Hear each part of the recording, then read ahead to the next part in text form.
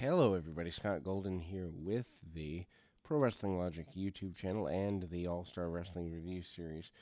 We open with more reviews from, or interviews from, Rick McGraw, who basically says he's not sure that he can compete, injury to his neck at the hands of the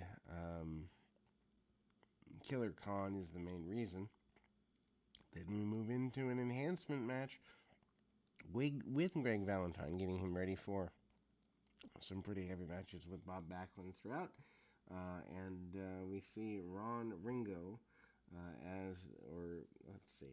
we see Terry Gunn as the individual to face off against Valentine. Ron Ringo the following week. Valentine featured almost every week these days, it appears, and so Valentine with things like an Indian Deathlock and trying to basically tear the legs out of his opponent here.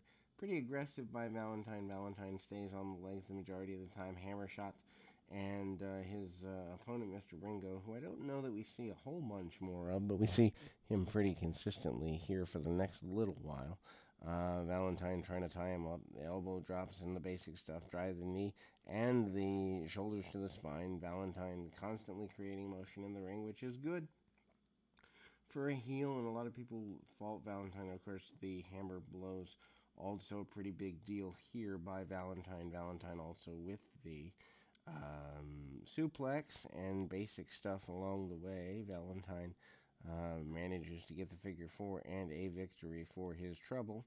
We move to the next in the series of matches here, which happens to be the Robert Soto defeating Jose Estrada. Estrada is one of the perennial enhancement talents in the area. Gets backed up into the ropes, and Soto has been here before, been a enhancement talent himself for various times. However, drop toe holds and basic maneuvers by Soto. Sits out with a headlock, a real basic match, and the fans are solidly behind Soto, trying to get more ethnic baby faces in the area, a la a Dominic DeNucci, former Bruno Sammartino, and now a guy like Soto and Pedro Morales. Just having ethnic diversity in the WWF at the time was a pretty big deal. Jose Estrada manages the backdrop, but then we eventually see that there is a victory. Killer Khan is out with Blassie, who basically says he doesn't care that Rick McGraw is going to be gone.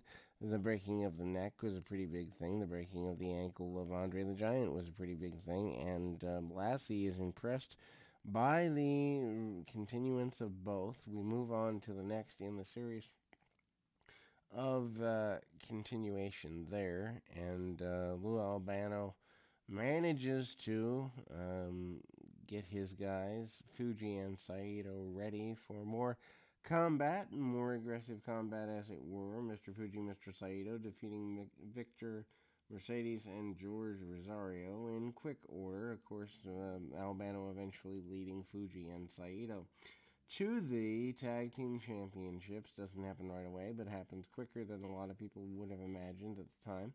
And again, super basic punch kick match. Fuji, probably the more athletic. Saito, the more powerful. Saito with the backbreaker across the knee and other more power-driven maneuvers.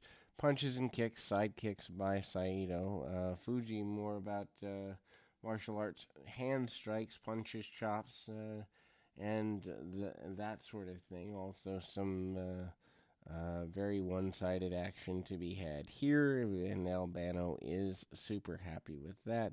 Of course, the bombs away style maneuver by the team of the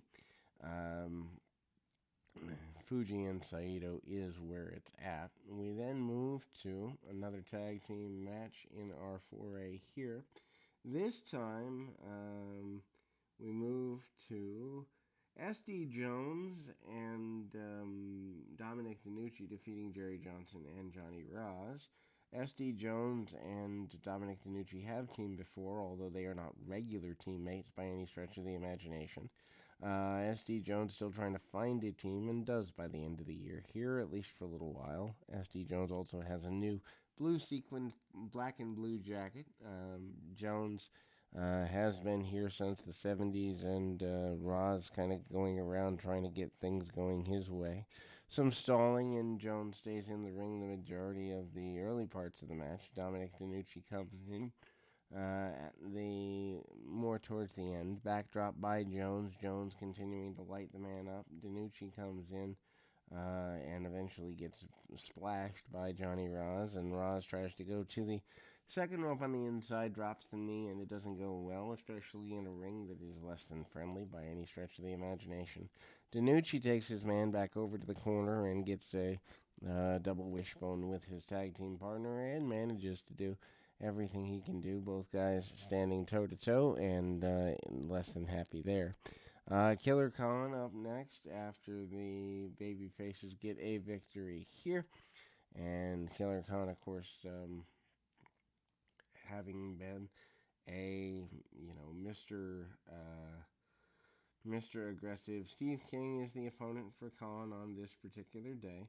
Not a match that hasn't happened at least half a dozen times before over these last few weeks and months, but still is here. Khan punch kick, very basic offensive maneuvers, wearing the feathered hat, and Steve King still having difficulty putting together consistent offensive maneuvers.